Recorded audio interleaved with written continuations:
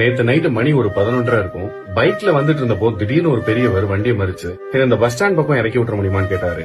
ஆள் ரொம்ப வயசாகி அழுக்கான துணியோட ஒரு தோல் பை போட்டிருந்தாரு. அந்த தோல் பையில ஒரு லேடிஸ் செப்பலும் மாட்டி இருந்துச்சு. நான் சரின்னு சொல்றதுக்கு முன்னாடியே அந்த பெரியவர் என்னோட பைக்ல ஏறி உட்கார்ந்துட்டாரு. உட்கார்ந்ததும் நம்ம சாதாரணமா கேட்போம்ல, எங்க இருந்து வரீங்க, எங்க போறீங்கன்னு. அத கேட்டதும் அதுக்கு சம்பந்தமே இல்லாம நீ காதலிச்சிருக்கியான்னு கேட்டாரு.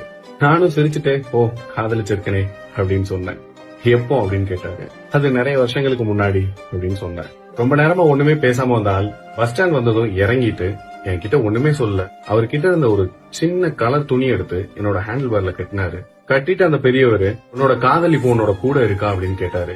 நான் சிரிச்சுட்டே இல்ல, அந்த பொண்ணுக்கு வேற கல்யாணம் ஆயிடுச்சு அப்படின்னு சொன்னேன். அதுக்கு அந்த ஆள், நீ காதலிச்ச அந்த பொண்ணை பத்தி கேட்கல, நீ காதலிச்ச காதல் உன் கூட இருக்கான்னு கேட்டு திரும்பி பார்க்காம ஒரு நடந்து போயிட்டாரு.